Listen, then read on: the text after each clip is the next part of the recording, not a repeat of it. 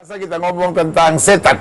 Ada banyak orang yang bilang, kenapa pendeta ya diusir-usir setannya? Nggak ada. Karena sebenarnya yang kasih dalam Tuhan bukan berarti semua orang ada setannya. Karena waktu kita bahas-bahas, saya sedang bahas-bahas sama pendeta Daud Tony, dan kita jumpai ada orang-orang yang dipengaruhi setan, ada orang-orang yang dikuasai setan, ada orang yang dirasuk setan. Nah, ini kita mau bahas bersama Pak Daud. Kita sekarang sedang bicara tentang, pada dasarnya kan roh di dalam kita lebih besar dari roh di alam dunia ini. Tetapi Alkitab bilang setan itu seperti rolling lion, seperti singa yang berkeliling mencari orang yang dapat ditelannya. Jadi ditelannya setan bisa dipengaruhi, bisa dikuasai, dan bisa dirasuki setan. Nah, bagaimana Pak Daud soal ini? Dipengaruhi setan itu kebanyakan karena dikirim mantra atau kasus perdukunan. Ya. Nah, tetapi semua kasus perdukunan itu pasti ada celah dulu. Ya. Nah, celahnya itu biasanya itu perjinahan dulu. Gara-gara iseng dulu. Ya. Nah, gara-gara iseng. Dan iseng seringkali menjadi sumber masalah. Iya. Ada banyak anak muda buka situs-situs cabul misalnya, iseng-iseng onani, iseng-iseng baca-bacaan cabul gitu. Nah, dari iseng itulah langsung dikirim kuasa gelap. Nah, kuasa gelap ini akan mempengaruhi alam bawah sadarnya. Ya. Nah, orang yang dipengaruhi setan ini bisa lupa istri anak. Ini yang disebut kasus namanya guna-guna. Ya. Nah, kalau kasus guna-guna ini, cara untuk melepaskannya, Jadi orang nggak bisa masuk guna-guna kalau nggak buka celah. tidak. Harus ada celah dulu. Ya. Harus ada celah untuk masuk. Namanya dosa yang mengikat. Ya. Ada dosa yang tidak mengikat, ada dosa yang mengikat. Jadi dosa mengikat selain perjinan apa lagi? Seperti dendam, Kekecewaan, kepahitan. akar pahit itu mengikat. Nah, kekecewaan, akar pahit itu mengikat. Nah, kalau misalnya kayak judi, kayak minum mabuk, obat terlarang, Mengikat gimana? itu. Pokoknya segala sesuatu yang mengikat, itu menjadi celah untuk iblis masuk. Ya. Iya. Nah, waktu masuk itulah akan mempengaruhi alam bawah sadar. Ya. Nah, alam bawah sadar dia akan namanya terputus batin. Ya. Nah, waktu terputus batin ini namanya terputus batin ikatan keluarga. Dan repotnya bisa berhubungan dengan ikatan darah. Yang kayak begini biasanya ngelawan orang tua. Bahkan bisa ngelawan anaknya sendiri, bisa ninggalin istri, bisa ninggalin keluarga, semuanya. Karena dipengaruhi oleh kuasa gelap. Ya. Nah, jenis ini perlu ditolong. Ya. Nah, Dan ini nggak bisa nolong dirinya sendiri. harus ada dua. Pertama, kemauannya keluarga, dan yang kedua adalah setelah itu dari dirinya. Oh, haleluya. Jadi saudara yang kasih dalam Tuhan, artinya gini, walaupun keluarga mau tolong, tapi kalau dia mengeraskan hati, dia nggak mau ditolong, nggak bisa. Sebab ada banyak orang yang bilang, aduh saya udah doain suami saya sampai mulut saya berbusa, saya udah ajarin anak saya udah ajak dia ke gereja. Tetapi kalau dasarnya dia nggak mau, dia mengeraskan hati, nggak bisa. Nggak bisa. Jadi satu-satunya cara, dia juga harus tahu bahwa, wah saya nggak bisa hidup begini terus. Iya. Tapi yang penting kalau yang kasus dipengaruhi ini, waktu pengaruh setan ini keluar, dia akan ada dalam dirinya. Ya. Tapi orang kayak gini walaupun hanya mau sendiri, kalau nggak ada yang tolong nggak bisa juga. Nggak bisa. Harus ada yang menolong. Oh, haleluya. Lihat, saudaraku yang kasih dalam Tuhan, dalam kasus seperti ini, tadi pendeta Daud jelaskan, ada banyak orang yang bilang, aduh saya pengen berubah, saya pengen berhenti dari ikatan perjinahan ini, tapi kenapa nggak bisa? Ah, ini dia persoalannya, karena diri sendiri nggak bisa, ya kan? Perlu ada yang tolong. Makanya benar kata Alkitab bilang, dua orang sepakat meminta apapun, Tuhan mengabulkannya dari sorga. Selanjutnya. Jadi yang pertama ini yang dikuasai. Pertama, kenapa yang dipengaruhi ini tidak bisa menolong dirinya sendiri, harus ada orang lain, karena posisinya ikatan batin terputus semua. Harus ikatan batin yang palsu hanya bisa dikalahkan oleh ikatan batin yang asli.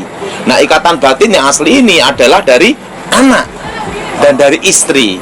Nah, kelemahan ilmu guna-guna yang kasus dipengaruhi ini, kalau dari pihak istri dan anak mengampuni, maka segala kekuatan itu netral. Kedua, anak dan istrinya mencintai benar. Nah, ini sangat berhubungan. Nah, ini kadang-kala persoalannya Pak Daud. Orang kalau udah menghadapi ini, suami kepahitan sama istri, istri kepahitan sama suami, orang tua benci sama anak, anak ngelawan orang tua. Nah, itu malah nggak bisa. Oh, saudaraku yang kasih dalam Tuhan, kita dapat pelajaran yang sangat luar biasa. Kalau anak saudara, istri, saudara suami, saudara mertua, saudara dipengaruhi oleh setan-setan yang mengikat dan memenangkannya justru kasih. Waktu kita punya hati yang penuh kasih, kita dapat menolong dan menyelamatkannya. Bagaimana? Karena gini, unsurnya guna-guna itu adalah api. Namanya api kegelapan.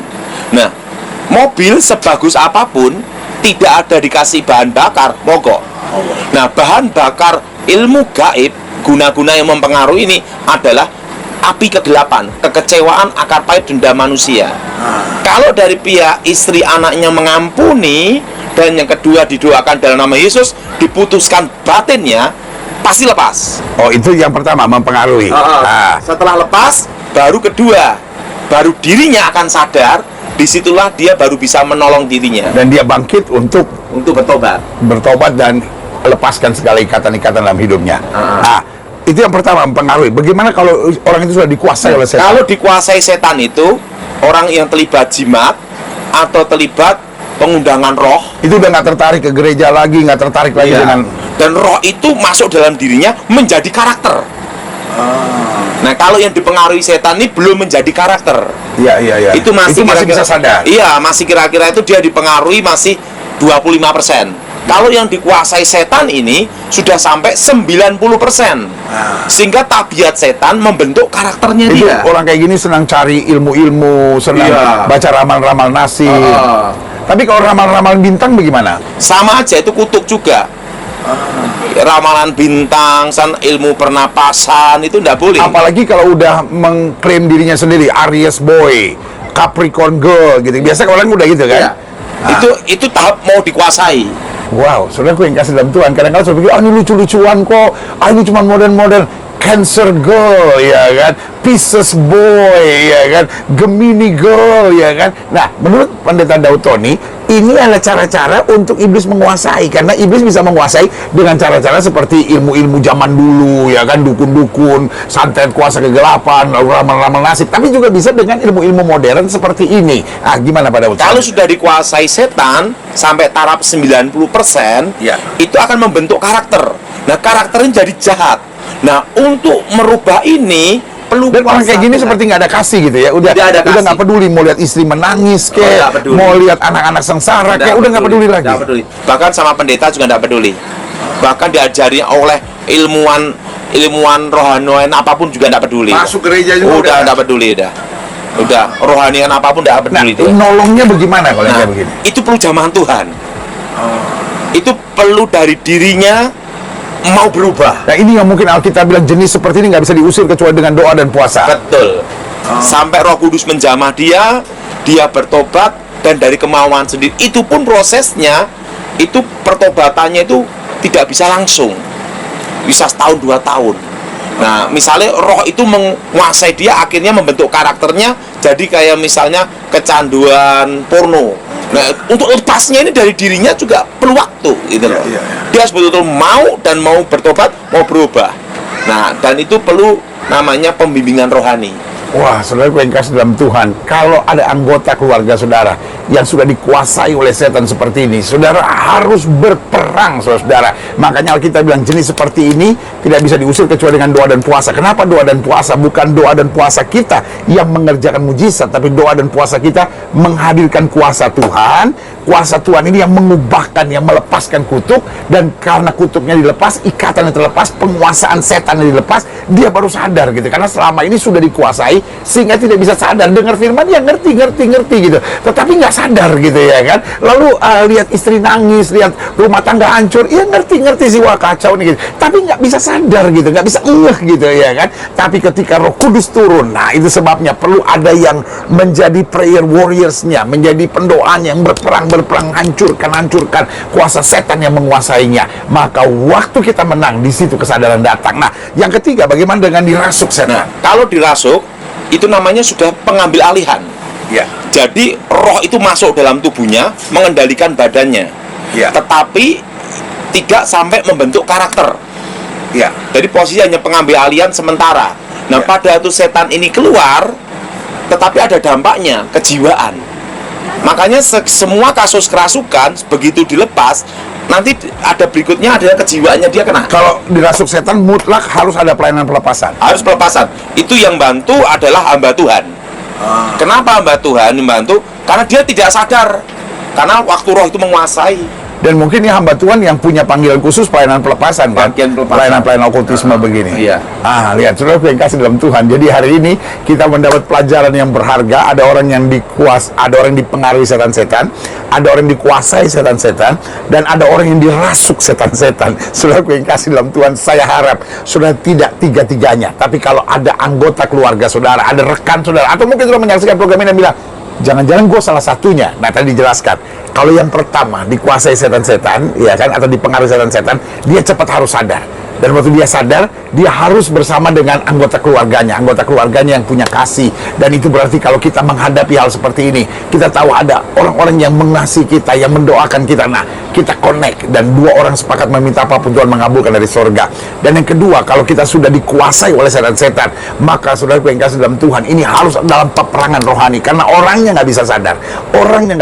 Mungkin dia pengen sadar, saya pengen berhenti drugs gitu. Satu hari dia sadar, tapi habis itu dikuasai lagi. Nah, ini betul-betul harus ada dalam peperangan rohani yang melepaskan kutuk-kutuk dan kuasa-kuasanya. Dan yang ketiga, kalau dirasuk setan-setan, harus ada pelayanan pelepasan, harus cari hamba Tuhan yang memang dikaruniai Tuhan, karena setiap orang punya karunia khusus. Dan ketika orang itu dikaruniai untuk pelepasan setan-setan, itu akan melepaskan segala kuasa setan, sehingga kita bebas dari kerasukan dan hidup dalam kemuliaan Tuhan. Nah, Pak Daud, bagaimana caranya untuk menjaga supaya kita tidak dikuasai, kita tidak dipengaruhi, dan kita tidak dirasuk? Dekat dengan Tuhan. Amin. Kedua, jangan menjauhi tempat ibadah. Amin. Nah, yang ketiga, yaitu selalu ada namanya komunitas. Tapi komunitas ini komunitas yang baik, komunitas rohani yang baik. Dan perlu Pak Gilbert tahu bahwa sekali setan masuk dalam diri seseorang, pasti ada dampak negatif. Dan selalu dampak negatifnya itu masuk dua hal. Pertama, karakter. Kedua, kejiwaan. Dan yang pasti, setan tidak bisa masuk kalau kita nggak buka pintu. Iya, selama tidak buka pintu, celah, tidak bisa masuk.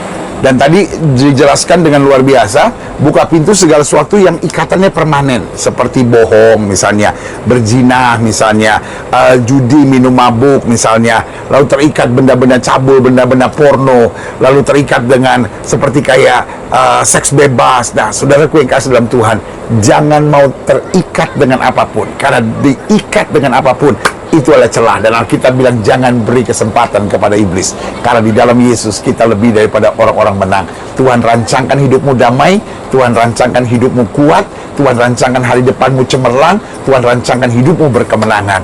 Tapi setan rancangkan hidupmu hancur, sengsara, menderita, dan terikat.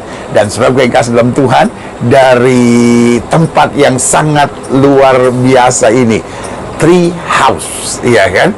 Jadi rumah di atas pohon, saudara. Saya Gilbert Lumoindong bersama dengan Pendeta Daud Tony mengingatkan buat saudara, kamu hebat. Jangan biarkan iblis menguasai saudara, jangan biarkan iblis mempengaruhi saudara, jangan biarkan iblis merasuk saudara, karena setan, iblis ada di bawah telapak kaki orang percaya. Kamu hebat, sampai berjumpa, kamu hebat selanjutnya.